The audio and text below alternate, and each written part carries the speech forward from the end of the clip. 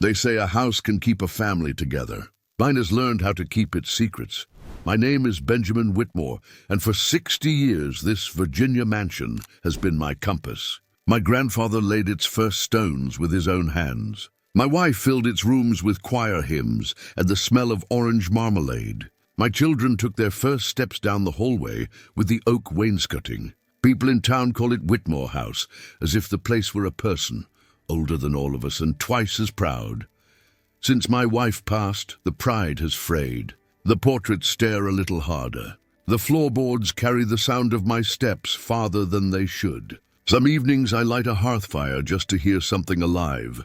Grief doesn't arrive with fanfare. It waits by the staircase, then follows you up to bed. I still keep my routines. I rise before the church bell, boil water in the old copper kettle, and sit at the end of the long walnut table with the morning paper. I read the headlines I can't change and the obituaries I wish I didn't. Then I walk the grounds. The east lawn dips toward a stone wall and a line of black walnut trees. There's an angle there where you can see the house as strangers do. Handsome, austere, expensive to keep. That last word is what my eldest son sees first. He comes on Tuesdays in a slate suit even when there's no meeting to attend. He thumbs the banister, glances at the roofline, talks about gutters and assessed value as if he were discussing weather. "You shouldn't be here alone, Dad," he told me last week, resting his briefcase on the table as if planting a flag. "It's too much for one person. We could liquidate part of the property, move you somewhere easier, comfortable." "Comfort," I said, "is not the same thing as home." He smiled with the patience men reserve for children and old soldiers. "Of course. We'll figure it out. I've spoken with the family attorney about options, just options. Options come with paperwork. Paperwork is a river that tries to wear down a stone. My daughter visits less formally. She arrives in flats and a cardigan, carrying a casserole I never asked for, and the kind of apology you don't speak aloud. She is tender-hearted like her mother, and too trusting for a house that's learned to keep its secrets. When she hugs me, I feel the tremble in her shoulders and wonder what she's been asked to believe. And then there is my daughter-in-law, quiet, precise, a woman who tidies what no one else notices. Lately, she has avoided my eyes as if meeting them might force a confession. Once, while pouring coffee in the breakfast room, she glanced toward the front study where my son had left his leather folio. The way her hand hovered over the sugar bowl told me there are rooms in this house she'd rather not enter anymore. Grief sharpens observation. You begin to catalogue the smallest tells, a key that returns to a pocket too quickly, a phone call that ends just as you cross a threshold, a sentence that starts with "we" and ends with "for your own good." In the quiet, your mind runs a string between such points until they start to look like a map. On Sunday after service, I lingered under the portico and let the congregation pass me by, old friends with soft hands and firm opinions. "You doing all right in that big place, Ben? You call if you need anything." They mean it, but there are things a man must do with his own hands, or he stops recognizing himself in the mirror. I returned to the library, the room my wife loved best. She used to sit in the south window with the afternoon sun on her face, a gardening book in her lap, humming under her breath. The shelves still smell faintly of lemon oil and paper. The family Bible rests on the center shelf, thick as a brick, the leather worn to velvet where our fingers have traced it for generations. Weddings, births, the dates of our dead, all recorded in tidy cursive inside the front cover. I hadn't opened that book since the funeral. Some doors you need to respect until you're steady enough to walk through them. That afternoon, though, the light fell across the gilt edge in a way that made it look almost new, as if waiting. I reached up, felt the familiar weight, and set it on the desk. The spine creaked softly, the kind of sound that says the past is listening, a voice carried from the hallway, my son's, low and practiced. He didn't know I'd come back from church early. The physician can sign off. It's routine at his age. 2 appointments, a few evaluations. Incapacity doesn't have to sound ugly. Another voice on speaker, tinny and assured. We'll manage the optics. If he agrees to the guardianship voluntarily, it's clean. If he doesn't, we proceed by petition. The property transitions either way. I stayed still behind the library door, the Bible cool beneath my palm. My son's shoes clicked once on the marble, then turned away. The conversation dulled, moved down the corridor, disappeared into the front study where the leather folio lives. I didn't chase them. When the future knocks, a man is allowed one deep breath before he answers. I closed the library door and looked around at the room that has held 4 generations of Whitmores at their best and worst. The portrait seemed to lean in. The clock on the mantel ticked like a metronome for a song I hadn't learned yet. Outside, a breeze moved the boxwoods in the garden, and I thought of my wife's steady hands coaxing them into shape season after season. There are battles worth losing and battles you are not permitted to. This house belongs to the second category. It is not just assessment lines and a roofline. It is the proof that we came from somewhere and intend to keep. Belonging. I opened the Bible between 2 pages. Proverbs and the faint pencil underline my wife once made beside. Keep your heart with all diligence. Something waited that did not belong to Scripture. A slim folded slip. Not a prayer card. Not a dried flower. A different kind of keepsake. I did not unfold it then. Not yet. A man should know what a thing is before he admits it out loud. From the foyer, a laugh, my son's public laugh, the one designed for clients and donors. My daughter-in-law's footsteps retreated toward the kitchen. A cupboard closed a little too carefully. The house breathed. I slid the folded slip back where it hid and closed the Bible with both hands. You don't lift a blade before you know who's holding the hilt. Lunch in 10. My son called as if we were a family that spoke only of lunches. In 10, I answered, and straightened the desk. If a house can keep a family together, it can also teach a man when to hold his tongue. There would be a time to read what someone had slipped between sacred pages. There would be a time to speak. But some truths, once said aloud, refused to be quiet again. And I needed this roof, this legacy, to hear me when I finally did. For now, I listened to the clock and the distant clatter of plates, and I waited for the house to tell me what it had already begun to know. A house like mine collects paper the way trees collect rings. Deeds, letters, invitations, bills, layers of life pressed flat. Holy pages should be the exception. They weren't. After lunch, I waited until the room settled, the muffled thud of my son's office door, the cautious rhythm of dishes in the kitchen. I returned to the library, drew the curtains just enough to soften the glare, and set the Bible on the desk. The leather was cool, the weight familiar. I found the crease again, Proverbs, the underlined verse my wife loved. The slip waited where it shouldn't. I unfolded it. No letterhead. But the voice was unmistakable. Clean, confident sentence structure. The attorney's gift for sounding humane while saying the opposite. If he senses the transition, do not confront, redirect. Will establish cognitive decline, routine evaluations, nothing adversarial. Once guardianship is in place, execute transfer of title. Optics. Keep him at Whitmore House for now. Sale can follow. Call me if he resists. We have remedies beneath that. 3 initials, his and a date from last week. A postscript in a tighter hand added the cruelty of strategy. If he quotes Scripture, it's a sign he's slipping. Encourage rest. I read it twice, then a 3rd time. Not because I doubted, but because clarity is its own shock. They weren't stealing with a crowbar. They were stealing with a clipboard. I slipped the note back in its coffin of verses and leaned against the desk, eyes closed. Not rage, not yet. First came inventory. What they had, what I had, what I'd need. They had signatures and a doctor ready to be helpful. They had a son who could say safety with a straight face. They had a town that trusts paperwork more than memory. What I had was the house and the hours it gives a man to think. A floorboard creaked in the hall. I closed the Bible, slid it to the shelf. My daughter-in-law paused in the doorway with a folded tablecloth in her hands. Her eyes flicked from my face to the gap where the curtains met. Everything all right, Mr. Whitmore? House needed a little air, I said. She didn't move. A person can carry fear like a scent. Hers was fresh. She lowered her voice. He wants the study keys back in the safe. He said I misplaced things. Did you?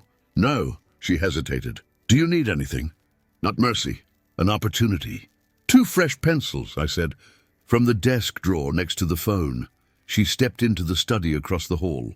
I heard the drawers slide, the brief pause of someone who discovers what she's not supposed to see. When she returned with the pencils, her hands weren't empty.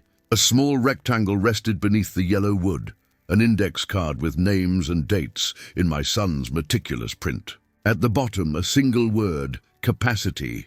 Next to it, a date circled in red. She didn't hand me the card. She set the pencils on my palm and kept her eyes on mine just long enough to say, I know. Then she left the threshold the way a deer leaves an open field. It was enough. A conspiracy grows best in silence. It wilts around witnesses. The afternoon thinned. I walked the perimeter. Boxwoods, the stone wall, the dip of the east lawn where the house looks most like a painting and least like a target. A breeze carried the smell of rain. My wife used to press her thumb into the earth and say, weather tells the truth if you let it. I press mine into the plan instead. Talking would be their terrain. Proving would be mine. I made 3 decisions before dusk. First, I would not confront my son. Let him measure me with the wrong ruler. Second, I would document everything. Dates, names, phrases a lawyer can't unhear. Paper answers paper. Third, I would not fight alone. A house that has kept a family this long knows how to introduce allies to each other. By evening the storm arrived. Clean thunder, honest rain. I lit a single lamp in the library and placed the Bible under it like evidence under glass. The portraits watched without offering counsel. That was fine. The living would have to supply it. From upstairs came the soft, halt-and-go tread of my daughter's shoes. From the front study, the clipped syllables of a man who trusts the law because he thinks he owns it. In the kitchen, the hush of a woman who understands she's been drafted into a war she didn't choose. I sat, sharpened both pencils, and wrote a line at the top of a blank page, what the house knows. Then I began. Somewhere between the 2nd and 3rd date, I understood what chapter 3 of this story would require. A quiet door, a frightened voice, and the courage to open both. A house reveals itself in whispers before it ever shouts. Mine began with footsteps. Late one evening, as the storm clouds finally cleared, I heard them, soft, hesitant steps in the hallway outside my library. They stopped, retreated, then returned again, as if someone stood wrestling with a decision. I kept my lamp low and my pen moving, but every nerve waited. The door opened just a fraction. My daughter-in-law's voice barely above a breath. Mr. Whitmore. May I come in? I waved her inside. She closed the door behind her, clutching the folds of her cardigan. She looked younger than usual, not in years, but in fear, the kind of fear that makes a person shrink in her own skin. He told me never to disturb you here, she whispered. But I don't know who else to trust. She pulled from her purse a folded sheet of paper, its edges worn from being hidden too long. She laid it on the desk like contraband. My son's handwriting filled the page, sharp and methodical. Transfer of property contingent on guardianship. Estate lawyer aligned. Physician prepared to confirm diminished capacity. Target date, 3 weeks. At the bottom, a line that cut deeper than any legal phrase. If resistance persists, we will act swiftly. Her hands trembled as she slid it closer to me. I found it in his briefcase, she said. He thinks I didn't notice, but I've seen too much already. He talks about you as if you're gone. He talks about this house as if it's a prize waiting to be claimed. I studied her. For years, she had been the quiet presence at my son's side, polite at family dinners, deferential in conversation. Now her voice carried something else. Betrayal, yes, but also resolve. He threatened me, she continued. Not directly, not with words you could repeat in court, but with silence, with the way he stares when I ask questions, with reminders that I depend on him. I started to wonder if I was losing my mind. She pressed her palms together tightly, then looked at me with desperate clarity. But you're not mad, are you? You see it too. I see it, I said. The relief in her shoulders was almost painful to watch. It was the relief of someone who had been gaslit too long, who finally heard confirmation that the walls weren't shifting. Someone else was moving them. "There's more," she whispered. I overheard a call. He told the attorney that if I kept asking questions, I'd be discredited along with you. He said he'd make me look unstable, that I was too fragile to raise our boy, my grandson. The words burned hotter than any accusation against me. They weren't just scheming to take my home. They were willing to fracture the next generation to get it. I leaned back, the weight of the Bible behind me on the shelf, the storm pressing against the windows. The plan was larger than theft. It was conquest. And conquest never stops with one victory. Why tell me this now? I asked. Because I can't let him do to your grandson what he's trying to do to you, she said. He already speaks of him as an heir to be molded, not a child to be raised. If I stay silent, I lose my son. If you stay silent, you lose this house. And we both lose the truth. Her words carried no poetry, no flourish. They carried the blunt weight of necessity. I reached across the desk and touched the edge of the document she had given me. You've done the hardest part, I told her. Now we do the careful part. She nodded, but her eyes flicked nervously toward the door, as though my son's shadow might be waiting there, listening. She gathered her cardigan tight and slipped back into the hall, her steps fading like a secret, retreating into darkness. I remained in the library, the paper before me, the Bible behind me, and the certainty growing within. This was no longer only my burden. The house had found me an ally, but allies carry their own risks. And sometimes the most dangerous truths are the ones spoken in whispers. The Whitmore mansion has heard many voices over the years, wedding vows, lullabies, even prayers whispered against hospital news. But that evening it heard something different, the sound of hesitation in my daughter's steps. She arrived unannounced, her arms folded as if protecting herself from more than the chill of the night. I had just finished my tea when she entered the sitting room, cheeks pale, eyes heavy. "Father," she said, her voice brittle, "we need to talk." I motioned for her to sit by the fire, though she remained standing. She paced slowly, tracing the pattern of the rug with her shoes. It was the way she had walked as a child when caught in a lie, back and forth, head down, rehearsing courage. Finally, she stopped. "He told me not to tell you. He said it would only confuse you, that you'd misinterpret everything. But I can't carry it anymore." The room shrank to her words. "What can't you carry?" I asked. She pulled a folded envelope from her purse and held it out. This, inside, was a draft of a will, my will, but not written by my hand. The language was polished, legal, and merciless. It named my eldest son as executor and sole inheritor of the estate. My daughter and grandson were mentioned only in passing, as if they were footnotes in the family story. "I found it on his desk," she confessed. "At first I thought it was just a draft from the lawyer, something routine. But then I saw the notes in his handwriting. He was revising it, tightening the language, making sure there was no doubt about who the house would belong to once you were gone." Her last word broke on her tongue. She turned toward the fire, hiding her face. I read the pages slowly, each clause a blade, dressed in formality, declaring mental incapacity, appointing guardian, ensuring uninterrupted transfer of property. My daughter spoke again, softer now. "He told me it was all for stability, that you'd thank him one day. He said if I tried to interfere, I'd only make things worse for myself, that he could cut me off completely." "Father, I was afraid." I stayed quiet. She turned back to me, her eyes brimming with shame. "But when Mother died, she told me to look after you. I can't stay quiet anymore." I folded the false will and set it on the table between us. "You did right bringing this to me," I said. She shook her head. "I did wrong for too long. I thought maybe he was protecting the family. I thought maybe I was being disloyal by doubting him. But I see now, he's protecting only himself." The fire cracked behind her, a log collapsing into ash. She flinched at the sound as though expecting retribution. But no one burst through the door. The house was ours for that moment. I rose and placed my hand on her shoulder. "Listen to me. Fear doesn't erase loyalty. What matters is where you stand when the truth finally calls you. And tonight you stood here." She nodded, though her lips trembled. "Then I'll stand with you, Father. Whatever comes." The words steadied something in me I hadn't realized was faltering. My daughter's silence had been my son's weapon. Her voice reclaimed was now my shield. As she left, she looked back once more.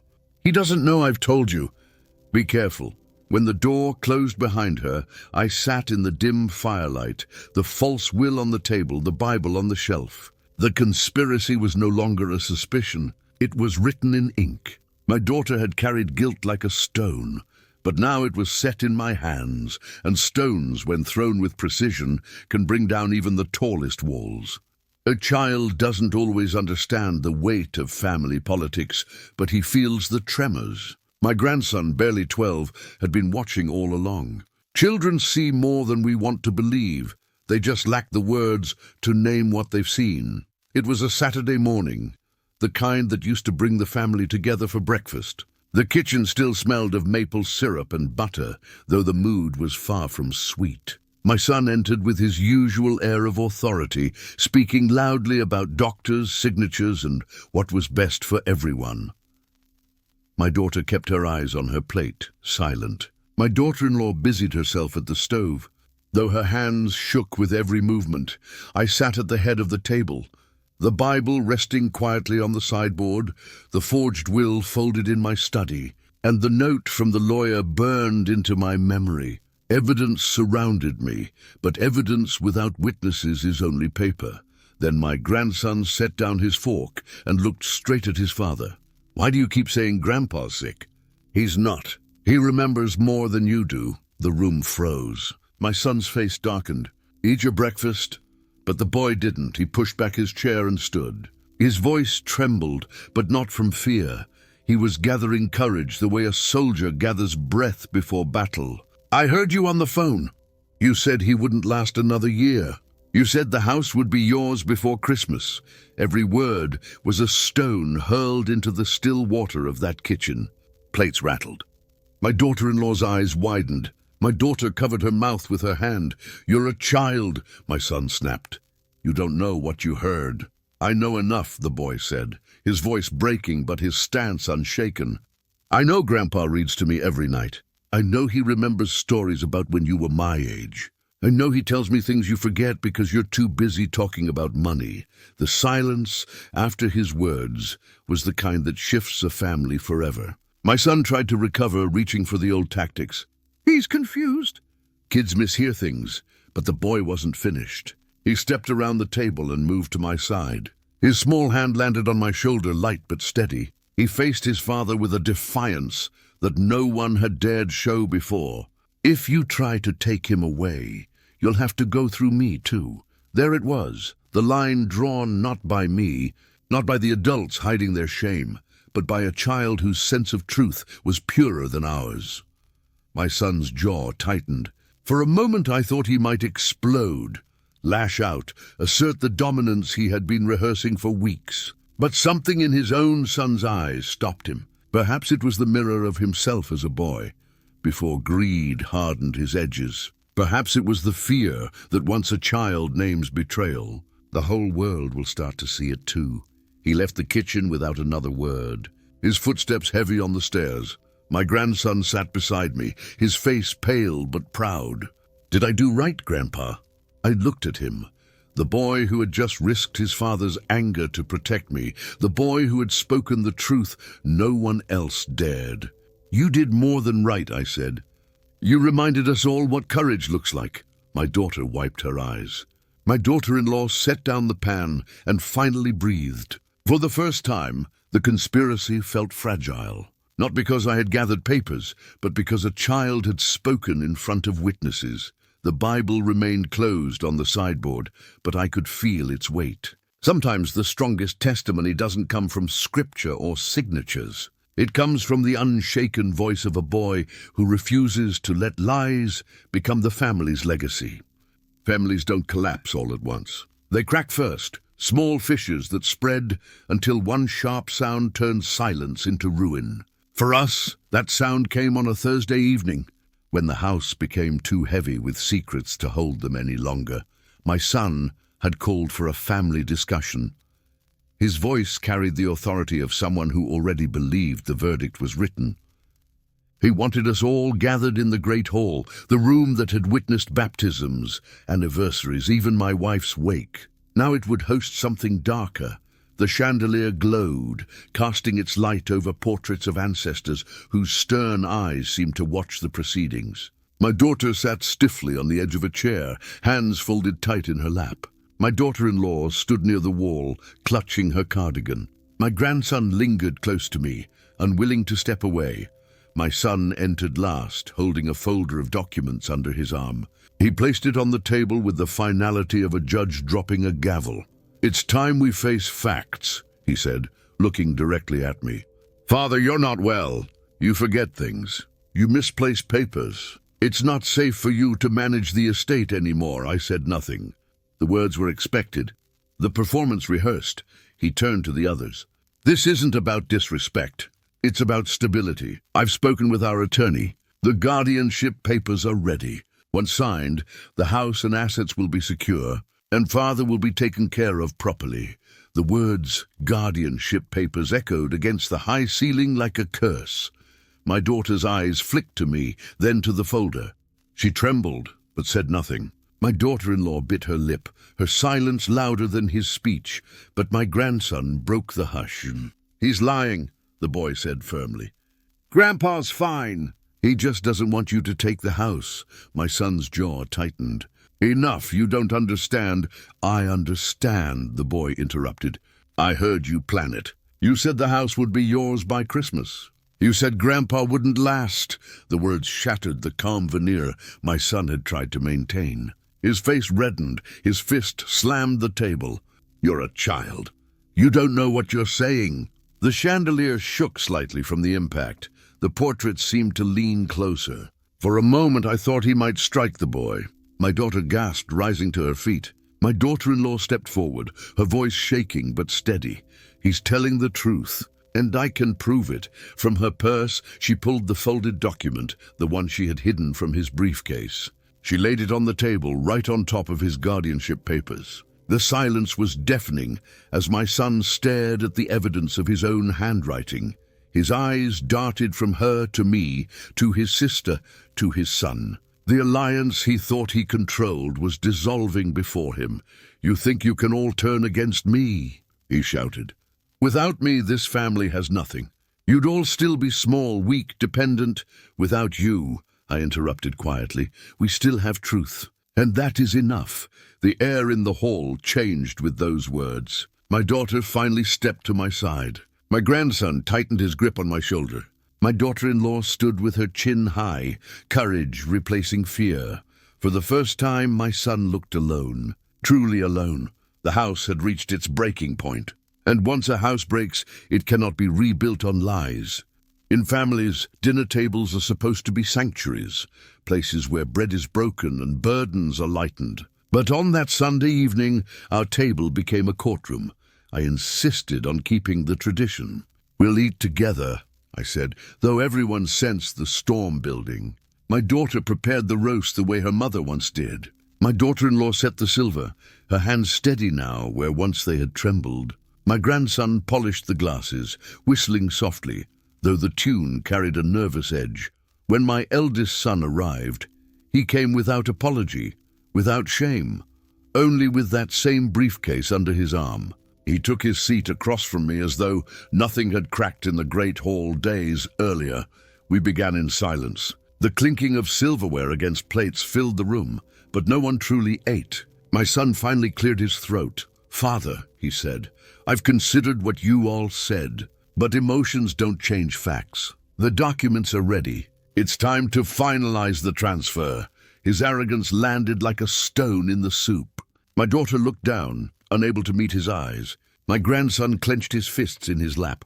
My daughter-in-law glanced at me, waiting. I reached for the Bible that sat beside me on the table. A simple gesture, but it shifted the air. I opened it slowly, letting the thin pages whisper. From within, I drew the note, the lawyer's instructions, with the cruel addendum about using scripture as proof of my decline. I set it between the wine glasses where everyone could see. "You spoke of facts," I said quietly. "Here is one." My son stiffened. His eyes flicked to the paper, then to me, then back again. "That proves nothing. Scribbles on a page. My daughter-in-law rose before I could answer. From her purse, she drew the second document, the outline of his scheme written in his hand. She laid it beside the note. "And this?" she asked. "Also scribbles?" The color drained from his face, but it was my daughter who delivered the final blow. She stood, her voice trembling at first, but gaining strength with every word. "I saw the draft of the will. I should have spoken sooner, Father, but I was afraid." "Not anymore." She placed the forged will on the table, her confession glowing hotter than any accusation. The evidence spread across the table like a feast of betrayal. 3 witnesses, 3 documents, 1 truth. My grandson rose to his feet, his young voice cutting through the tension like glass. "You lied to all of us. You said Grandpa was sick. But he's not. You're the sick one for wanting to throw him out of his own house." Silence followed. The kind of silence that weighs heavier than thunder. My son pushed back his chair. For the first time, his confidence faltered. His eyes darted from face to face, searching for even one ally. But none remained. Not his wife, not his sister, not even his own child. "This house is mine," he muttered, his voice low, almost pleading. "It was always supposed to be mine." "No," I said firmly, my hand resting on the open Bible. "This house belongs to the truth. And tonight it has spoken." He left the table without another word, his footsteps echoing down the hall like the retreat of a general who realizes the war is lost. The rest of us sat in silence, the fire casting shadows across the evidence still spread between our plates. The meal had gone untouched, but the truth had finally been served. The house felt different after that dinner. Not lighter, no, betrayal leaves its weight long after the guilty depart, but steadier, as if the walls themselves had finally decided whose side they were on. My eldest son left the mansion that night and did not return. His absence was not a victory parade. It was a quiet acknowledgement that the ground beneath him had shifted too far to hold his schemes.